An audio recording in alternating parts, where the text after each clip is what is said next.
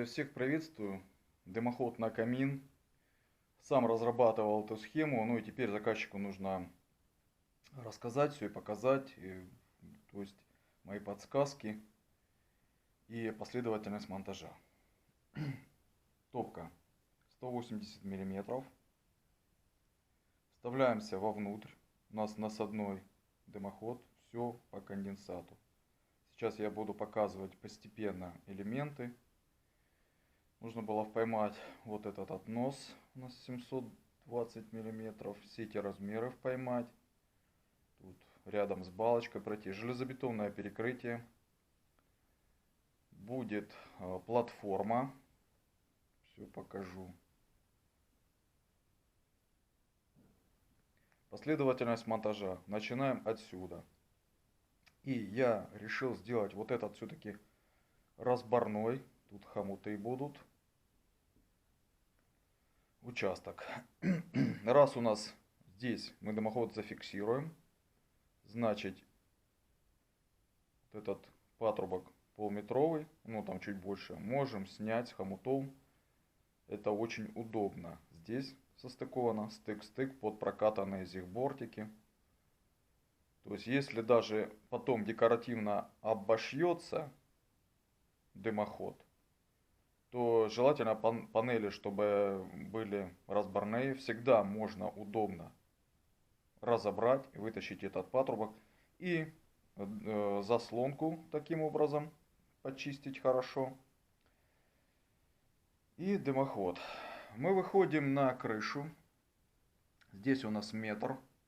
Потом тройник для чистки дымохода на чердаке. С помощью этого тройника нам не обязательно вылазить на крышу. Как раз он будет на уровне локтевого сустава.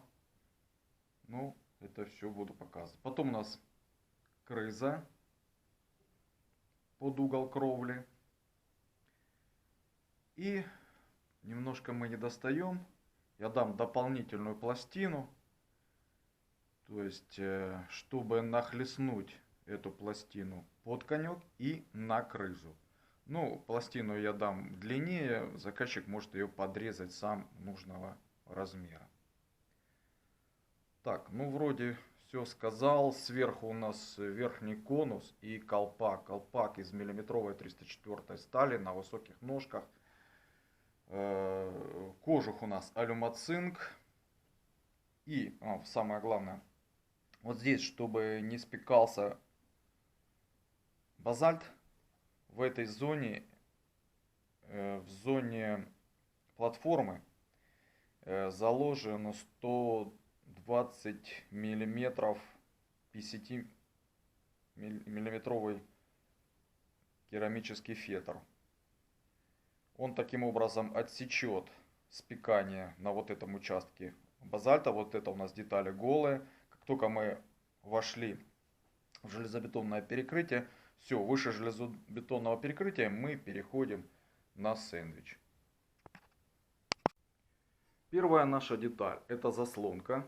Заслонка, нам известно, вовнутрь выхлопной патрубок у нас 45 миллиметров. Значит, я прокатываю хороший такой зигбортик, чтобы мы уперлись как раз до него. То есть нужно промазать температуростойким герметиком. Герметиком черным 1000-1500 градусов. Длина ручки изготовлена исключительно под заказ, то есть 20 сантиметров, 200 миллиметров. И по часовой стрелке мы закрываем, против часовой открываем. Есть стопорные элементы. Здесь это заклепка, здесь это пластина. Я уже так тугенько отрегулировал. И есть 15% вырез. В данном случае заслонка будет смотреть ручка сюда. Ну или заказчик может ее чуть-чуть туда-сюда, потому что проем там вот такой вот. Здесь уже под съемный хомут 60 миллиметров. Ну сейчас раскладку дам. Итак, наша раскладка. Вот наша съемная труба на хомутах. Под прокатанные бортики, хомуты шириной 60 миллиметров. 30 миллиметров распределяем сюда, 30 туда. Колено 2 стакана 1 сегмент под 45, полностью проварено. Швы сведены все на короткой стороне. Этот участок у нас. И вот этим коленом мы выходим. Это мы ловим наш относ 720 миллиметров. Вот наша платформа, которая и упрется на железобетонную плиту. Она уже состыкована на нержавеющей заклепке. Это я так накинул тройник. Тройник можно разворачивать абсолютно в любую удобную сторону. Отверстия под заклепки накернены. Ну, если вы видите, что конструктив плотный, можно в некоторых местах и не проклепывать заклепки. То есть после вот этой трубы, которая с платформы, мы одеваем тройник. Как раз он будет для чистки на уровне локтевого сустава. Здесь я забил керамическую вату и пыш, чтобы не сильно грелась вот эта съемная заглушка. Тоже из керамики. Потом у нас пойдет вот эта труба.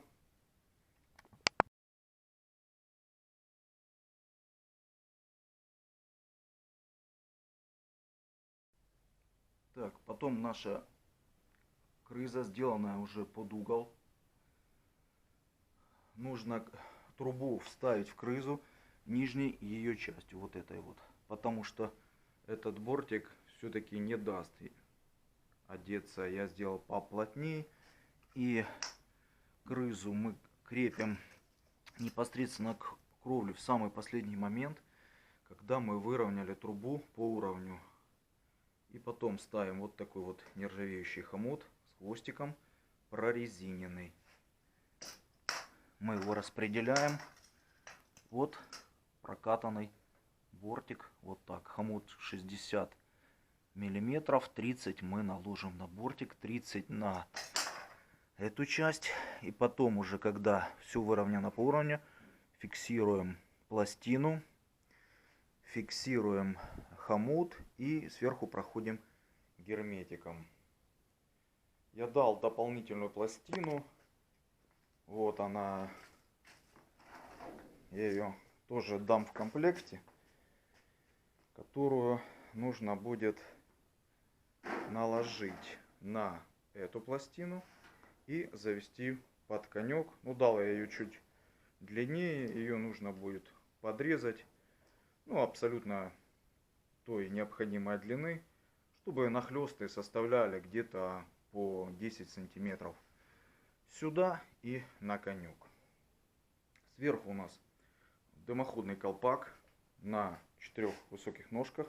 Вставляется тоже по конденсату до бортика. Здесь у нас расстояние 180 миллиметров.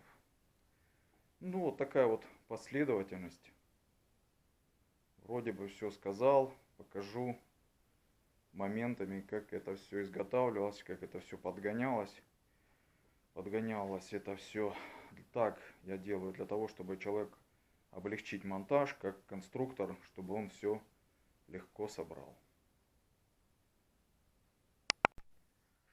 А вот так, друзья, выглядит метровая заводская фирменная труба. Такая и должна быть настоящая труба. Сертифицированная, цельно сваренная. Так вот выглядит шов. Тихсварка. Есть раструб расширенный, посадочное место. Ну, в данном случае здесь 6 сантиметров. И прокатанный зиг-бортик, соответственно, тоже 6 сантиметров. Ну, вот так вот. Сейчас покажу, как выглядит шов внутри. 1 миллиметр толщина, 304 нержавеющая сталь. Вот такая труба должна быть на каминную топку. Смотрите, какой идеальный шов внутри. Все гладенько.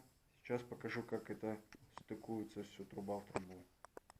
Каждую трубу я проверяю, даже если она пришла с завода, ну, чтобы вот эти были стыковочные моменты полностью подготовлены. Каждую трубу все равно проверяю, потому что труба приходит, может где-то примяться. Ну, хорошо, что есть станки, вальцы из иголочной, я могу выкатать любые вмятины. Сейчас покажу, как это все дело стыкуется красиво. Еще раз.